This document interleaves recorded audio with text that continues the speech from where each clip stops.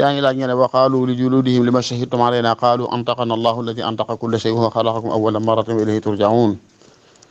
ngay laaj aaya boobu tafsir bi waaw liñ ci mën a dégg rek lañuy wax muy mujaadala dagg sante boo dox ci diggante nit ñi ak seeni cër ëllëg yawmal xiyaam ndax Alxuraan wax ne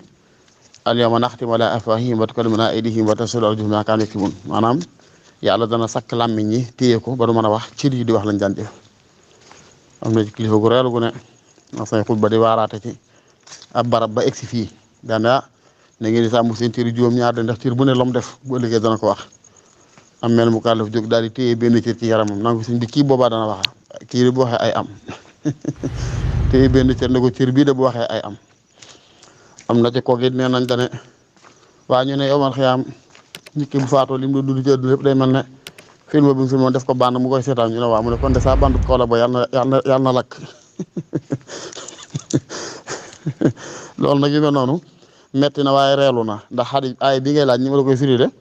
xadis Anas ibn Maalik boo xam ne yéen saa dafa toog bu yàgg mu daal di ree muñ gu for daane alaa tasaluuni an ayyi shay'in daxiktu xanaa du ngeen ma laaj lu may ree ne ñettoo ne ko ah kay yaa rasulallah min ayyi shay'in daxikta looy ree mu ne ajibtu min mujaadalati al abdi rabbahu yawma alqiyama yaqulu ay rabbi alaysa wa'adtani alaa tadlimani wala alaa tadlimni wala alaa tadlimanni qaal balaa fa yaqul fa inni laa aqbalu alayya shahidan illa min nafsi fa yaqul tabaraka wa taala awalaysa kafa bi shahidan wa bil malaikati alkirami alkatibin qaal fa yuraddidu hada alkalam miraran qaal fa yuxtamu ala fihi wa tatakallamu arkanuhu bima kaana ya'mal fa yaqul bu'dan lakin wa suhqan an kunna kuntu ujaadil nee na waaye dana yàlla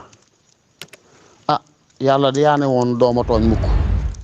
suñu borom ah kay du ma la tooñ mu ne ko man na ko nanguwuma seede bu dul sama bopp bu ma kenn teemal bu ma gisee maa ngi seede sama bopp yàlla ne ko awalaysa kafa bi shahidan ndax dooyu ma la seede wa bil malaikati kiramil katibin ndax malaayka yi ma da boole ñu la bind say jëf dooyu la seede waa ji waxaat la ma ne man daal seede saa bopp la nee na yàlla daal di kas sa gémmiñ gi cër yi tàmbali wax la di ko seet di wax lañ doon jëf bu ko mu yedd naan nag li ma shahidtum alayna lu wax ngeen may seede te moo ne lu ma daan def lépp yéen laa ko daan defal